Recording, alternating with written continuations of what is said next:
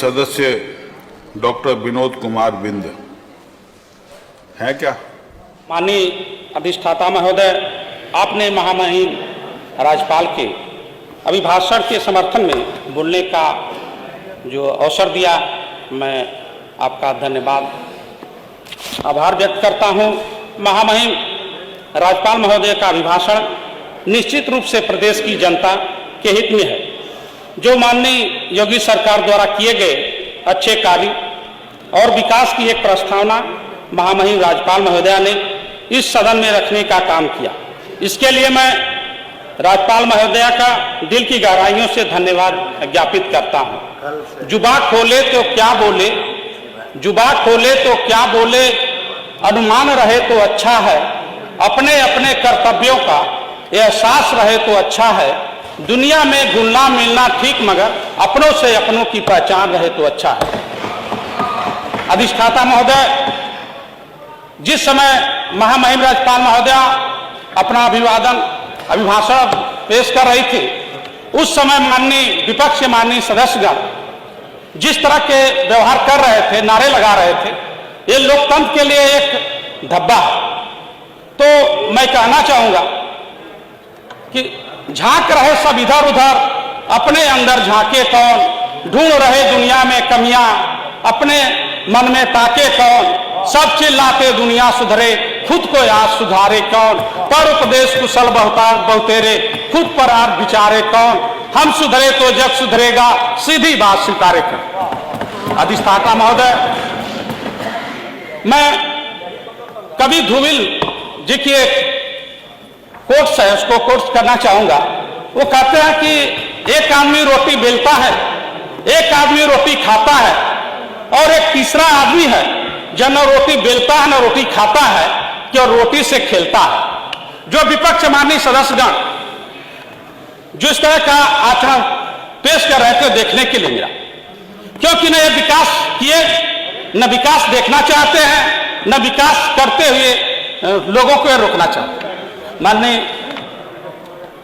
माननीय अधिष्ठाता महोदय, माननीय योगी जी और मोदी जी की सरकार की जो सोच है, सबका साथ सबका विकास सबका प्रयास, तो मैं कहना चाहूंगा कि किसी भी देश और समाज को विकसित होने के लिए शिक्षा और चिकित्सा जो मूलभूत जो उसकी आवश्यकताएं होती हैं, माननीय योगी जी और मोदी जी की सरकार जो कर रही है, ये किसी से छिपा नहीं है।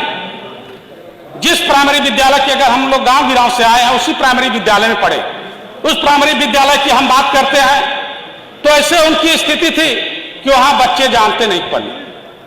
आज माननीय योगी जी की जो कायाकल्प योजना के तहत उस परिषदीय विद्यालयों की ऐसे कायापलट हो गई है कि पिछले 5 सालों में वहां 40 लाख अतिरिक्त बच्चों का नामांकन हुआ।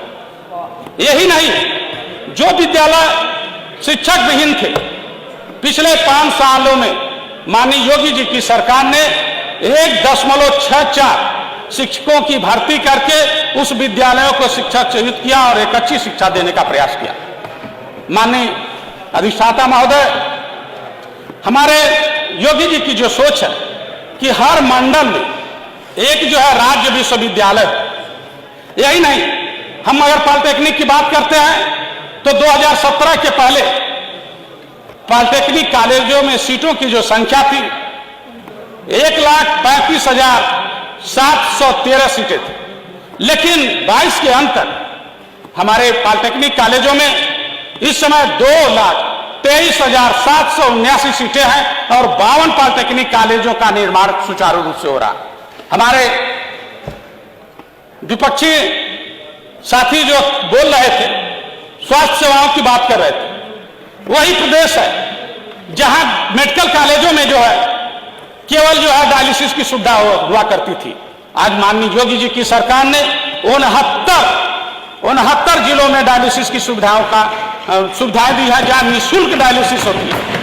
माननीय अधिष्ठाता महोदय, जब मेरे पास वो गरीब आते हैं, मरीज आते हैं, जिन्हें कुल्ला बदलना होता है, घुटना बदलना होता है, मैं पेशे से ऑर्थोपेडिक सर्जन हूं, जब मैं घुटना बदलता हूं, उस गरीब कुल्ला बदलता हूं और उनको चलाने का काम करता हूं, तो उस दिन मैं माननीय प्रधानमंत्री जी को धन्यवाद देता हूं कि जिन्होंने आयुष्मान जैसी योजनाओं को लागू करके उस गरीब को एक जो है जीने का सहारा दिया, ये एक संजीवनी बूटी की तरह सिद्ध होती है।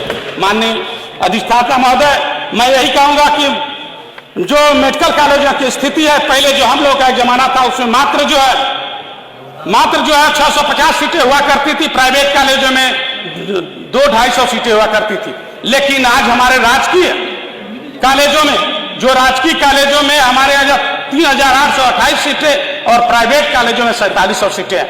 माननीय अधिष्ठाता महोदय, मैं कहूंगा कि इतनी सीट वृद्धि के बाद भी समाज का एक ऐसा तबका है जो मुख्य धारा से दूर है, जो वो का जाने पीर पर आई जिसके पांव न फटे भी रहे। मैं उस समुदाय से आता हूं, बिंद, मल्ला, केवट, कोहार, राजभर, जो 17 अति पिछड़ी जातियां, इनके इतनी सीट वृद्धि के बाद जो है प्राइवेट मेडिकल कॉलेजों, प्राइवेट शिक्षण संस्थान जहां है, इनके बच्चों के लिए तो नहीं है, लेकिन जो राजकीय कॉलेज जो है शिक्षण संस्थान है, जब एडमिशन के लिए अपना जो इंट्रेंस एग्जाम देते हैं, तो जो बच्चे जो है अच्छे जगह से हैं, अच्छी कोचिंग लेकर आते हैं, जब उनके साथ कंपटीशन होता है तो उनके बच्चे जो है उस मुख्य धारा में नहीं जुड़ पाते हैं।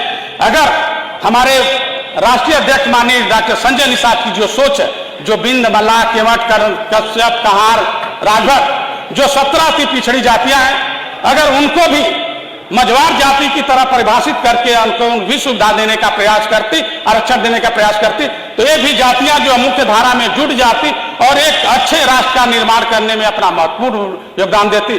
क्योंकि माननीय, जब तक समाज का हर तबका नहीं विकसित होगा तो एक अच्छे राष्ट्र का निर्माण नहीं हो सकता।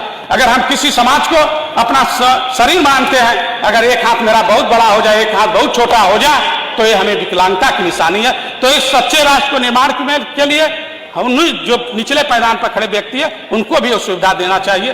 तो माननीय अधिष्ठाता महोदय, समय खत्म हो गया है। मैं धन्यवाद आपका ध्यान आकर्षित करना चाहूंगा। मैं अपनी क्षेत्र की समस्याओं के जल्दी करिए, जल्दी। हमारे यहाँ लोअर खजूरी राइट नहर के जीर्णोद्धार के कर दिया जाए और वो बाढ़ सागर से उसको जोड़ दिया जाए, क्योंकि वहाँ कम से कम 1000 एकड़ किसानों की भूमि का सिंचाई होगा, जिससे किसानों के लिए फायदे हैं। दूसरी चीजें जो है, हमारे नगर पंचायत कछवा का जो समय आपका पानी पूरा हो निकलता गया। है, माननीय सदस्य आशु मलिक जी, 250 एकड़ जमीन को नुकसान करता है। माननीय चलिए, हो गया बस, धन्यवाद। 2 मिनट। हमारे यहाँ कटका और भैंसा जो है रेलवे क्रॉसिंग ओवरब्रिज और कछवा में एक महिला डिग्री कॉलेज की स्थापना हो, क्योंकि वहाँ पर की बच्चियाँ दूर होने की वजह से शिक्षा नहीं ले पाती।